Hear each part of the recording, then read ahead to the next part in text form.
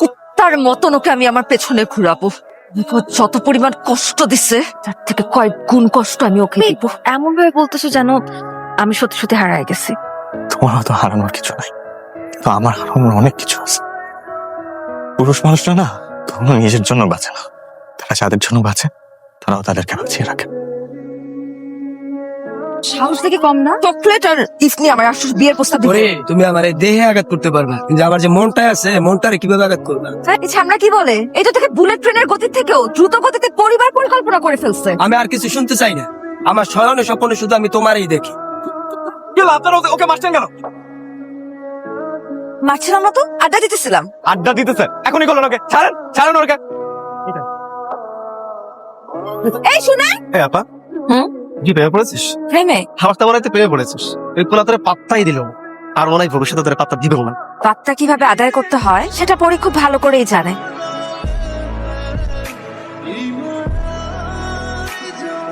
সবকিছু সুন্দর করে রাখছি, হ্যাঁ।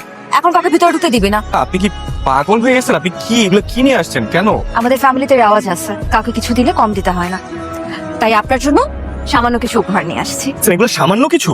প্রেমিক বা প্রেমিকারা একটু পাগলই হয়, যারা প্রেমে পড়ে তারা বুঝে। আমি না হয় আপনার জন্য একটু পাগলামি করলাম। দেখেন, পৃথিবীতে ভালোবাসা বলতে কিচ্ছু নাই। সবাই এই প্রথমে ভালোবাসা দিতেই আসে, আর এমন ভালোবাসা দেয় সারাটা জীবন ঋণী হয়ে যেতে হয়। আমি তো আর সবার মতন না, আপনি আমাকে একটু বোঝাতে আপনাকে আমার বোঝা হয়ে গেছে।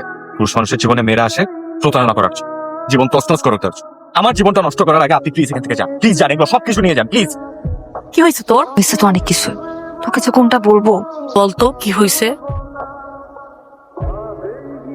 এটা আপনার জন্মদিনে পড়বেন। আমার জন্মদিন আপনি কিভাবে জানেন? মানুষ চাঁদে আর মঙ্গলে অভিযান করে কি আছে কি নাই সেটা জেনে ফেলতেছে। আপনি পড়ে আছেন আপনার জন্মদিন নিয়ে, একটা পাঞ্জাবি আছে, পড়েন। তুই এখন বুঝতে পারছিস আমার মন কি চায় আর কার কাছে পড়ে থাকে? আমি বুঝতে পারছি, কিন্তু আমার মনে হয় না সুজন ভাই কোনোভাবে রাজি হবে। সে তো তোর পাত্তাই দেয় না। এটা তুই আমার উপর ছেড়ে দে না। দুই নৌকায় বা কেন পা দিচ্ছিস? আমি তো দুই নৌকায় বুঝাই পা দিতেছি, কারণ এইবার আমি দুইটা নৌকা ভালোভাবে বেঁধে তারপর পা দিতেছি, যাতে করে আমার সময় মতো একটা নৌকা আমি ছেড়ে দিতে পারি। Happy birthday to you, happy birthday dear Sujan. তাই মেয়ে, তোমার সমস্যা কি? হ্যাঁ, আমি তোমাকে কতদিন বলছি যে আমাকে এভাবে বিরক্ত করবা না। তোমার মাথায় ঢুকে না এগুলা? লজ্জা শরম নাই তোমার? না, লজ্জা নাই। তাই তুমি এই ভালোবাসি ভালোবাসি খেলাটা বন্ধ করবা? হ্যাঁ, এগুলো আমি আর নিতে পারতেছি না, বলে দিলাম। তাহলে একটা টাইমে অনেক সহ্য করতে, আমি আর পারবো না সহ্য করতে। তোমরা সবাই একই রকম। তুমি আমাকে আর কি? হ্যাঁ, তোমরা সবাই একই রকম। সরো এখান থেকে, সরো।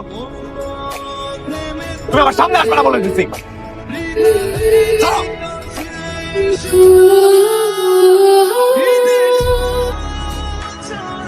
কি হয়েছে তোমার? কিছু হয় নাই। এই, তোমার কি মন খারাপ? তোমার লেগে চকলেট আছে, চকলেট খাও, মনটা ভালো যাও। তোমার চকলেট তুমিই খাও। এই নাও, ধরো। এটা কি? এনে তোমার দেওয়া সব চিঠি আর গিফট আছে, আর আমাদের সম্পর্কটা এখানেই শেষ। তুমি কি পাগল হয়ে গেছো? কি বলতেছো সম্পর্ক শেষ এগুলা? কারণ কোনো বেকার পোলার লাগে আমার ফ্যামিলি আমার বিয়া দিব না। আমিও কোনো বেকার পোলার লাগে আমার ভবিষ্যৎ নষ্ট করতে পারবো না। আমার চাকরিটা তো হয়ে যাবো, তাড়াতাড়ি হয়ে যাবো। দেখো তুমি আমার একদম আটকানোর চেষ্টা করবে না। আমার হাতে ধরি, জানা পায়ে ধরি, তুমি এরকম সম্পর্কটা নষ্ট করে না, জানা প্লিজ। একটা সময় সারা জীবনের জন্য থাকতে চেয়েছিলাম, কিন্তু তোমার বেকারত্ব আমাদের সম্পর্কটা শেষ করে দিচ্ছে। তুই তোমার জীবন থেকে চলে যাওয়াটা এখন আমার জন্য জরুরি হয়ে গেছে। তোমার আগে নিজেকে ভালো থাকতে হবে, একদম আমার পিছনে আর আসবে না। আমি কি পাপ করছিলাম আল্লাহ, আমার কেন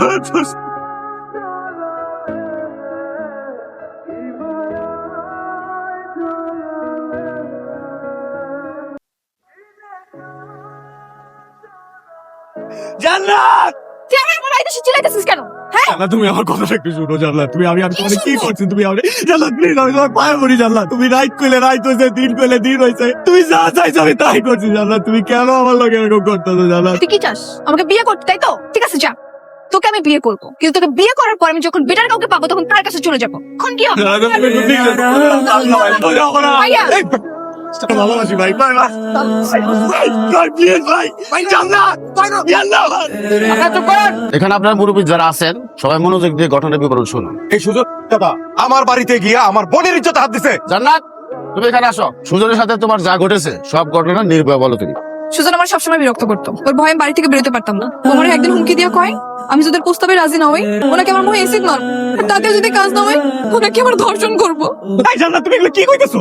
আমি তোমারে কবে কইছি এইসব কথা? তুমি না আমারে ভালোবাসো, তুমি না নিজের মুখে কইছো তুমি আমার লাগে জীবন দিতে পারবা। চেয়ারম্যান সাহেব, আপনি কি ওর ফালতু কথা শুনবেন? তার মালা পরায়া ওরে পুরো গ্রাম ঘুরাইবেন।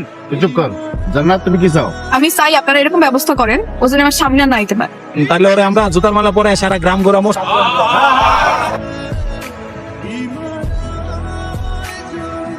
তোকে আমি আগেই বলছি, তুই কেন শুধু শুধু নিজের সম্মান নষ্ট করতে গেলি? মানুষকে একটা মানুষকে ভালোবাসতে পারে না, কিন্তু যেখানে মানুষটা ভালোবাসে বিশ্বাসই না, সেখানে আমার মনে হয় তোর না যাওয়াটাই ভালো।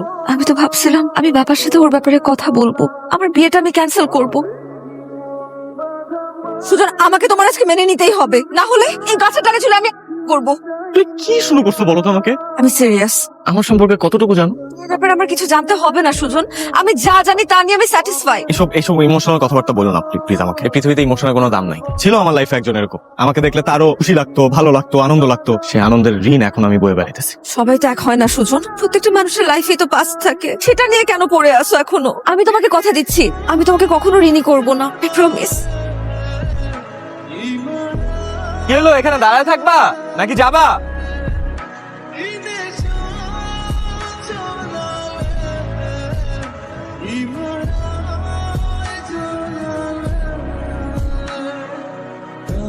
আমার ভাবতেও লজ্জা লাগে তুই আমার মেয়ে প্লে স্টেশনে সামান্য একটা সহকারী স্টেশন মাস্টারের চাকরি করে এমন একটা ছেলের সঙ্গে প্রেমের সম্পর্কে জড়াতে পারলি। বাবা, তুমি আমার কথাটা তো শোনো। তোর কোনো কথা শুনবো না। আরে আমি কয়েকদিনের জন্য ঢাকায় গেছি, এরই মধ্যে এই অবস্থা। কি হচ্ছে বাজার? না মা, মানে তুমি তো সারাদিন কলেজেই থাকি, তুমি একলা একলা বাড়িটার মধ্যে সারাদিন থাকো, সব কাজ কাম তো তুমিই করো। তা আমি একলা মানুষ, বাড়িতে একলা থাকলে আমার কাম করতে হইব না? এই কাম করে দিব। তোমার কাজ করার বয়স আছে এখন? তুমি পোলারে বিয়া দিয়া পায়ের উপরে পা তুইলা খাবা না? তোমার এখনো কাজ কাম করতে হবে।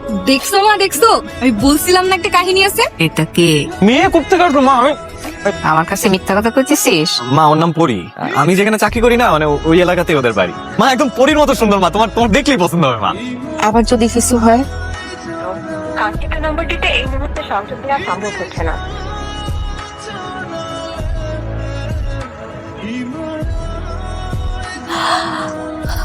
তুমি বাবা মা না সবকিছু জেনে গেছে, আর আমার থেকে ফোনও নিয়ে গেছে, আমাকে না জোর করে বিয়ে দিতেছে বাবা এখন। বিয়ে দিয়ে দিচ্ছে মানে? এই জন্য আমাকে শপিং করতে এখানে নিয়ে আসছে। তুমি প্লিজ কিছু একটা করো, আমি তোমাকে ছাড়া বাঁচবো না সুজন। তুমি তো এখনই চলো, আমরা এখনই বিয়ে করবো। আসো। এইভাবে তো হয় না, বাবার সাথে কথা বলো। হ্যাঁ ঠিক আছে, তাহলে এখনই চলো, আমি এখনই কথা বলছি। তুমি 2টা দিন ভাবো, তারপর আমাদের বাসায় আসো, বাবার সাথে কথা বলো, বাবাকে রাজি করো। এখন প্লিজ যাও, বাবার সাথে অনেক লোকজন আছে, দেখতে সমস্যা বাড়বে। তোমাকে আমি পাবো কিভাবে? তোমার ফোন তো বন্ধ। আমি যোগাযোগ করবো তোমার সাথে, আই প্রমিস।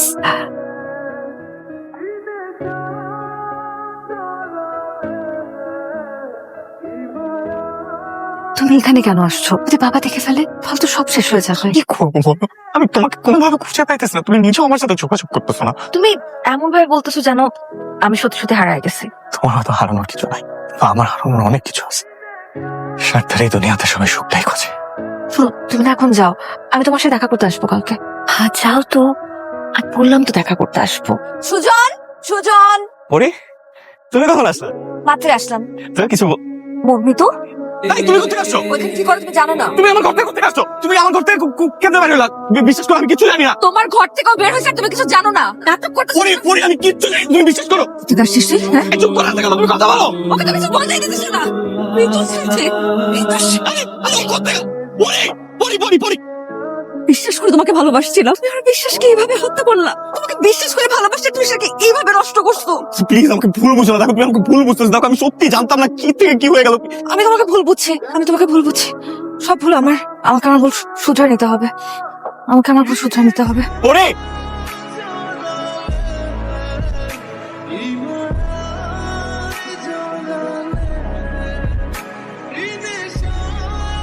তুমি এখানে কেন আসছো? ভাই তোমার সাথে কিছু কথা আছে। তোমার সাথে আমার কোনো কথা নাই, যাও এখান থেকে। মনে হয়েছে তোমার এই কথাগুলো জানানো দরকার। পুরো ঘটনাটা প্ল্যানিং করে পরি সাজাইছে। আমি ভাবছিলাম আমি বাবার সাথে ওর বিষয়ে কথা বলবো, আমার বিয়ে ক্যান্সেল করব, কিন্তু যেভাবে আমার ইগো হার্ট করতেছে আমার মনে হয় এখন ওকে ওর অবস্থানটা বুঝায় দেওয়া দরকার।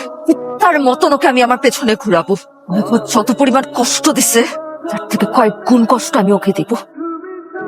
আমানের সঙ্গে বিয়ে ঠিক হয়ে আছে, সবকিছু জানার পরেও অন্য একটা ছেলের সঙ্গে প্রেমের সম্পর্কে কিভাবে জড়ায়? আমি কি কখনো বলেছি বাবা মানকে আমি বিয়ে করব না? তুই আমানকে বিয়ে করবি, তাহলে ওই ছেলে? প্রেম করলেই যে তাকে বিয়ে করতে হবে এমন কথা কি পৃথিবীর কোথাও লেখা আছে বাবা? সবকিছু জেনে শুনে একটা সহজ সরল ছেলের সাথে প্রতারণা করবি? পৃথিবীতে প্রতিটা মানুষই নিজের সুখের জন্য সব কিছু করতে পারে। আমিও আমার স্বার্থের জন্য সব করতে পারি বাবা। তোকে আমি যেটা বলতেছি তুই সেটা কর।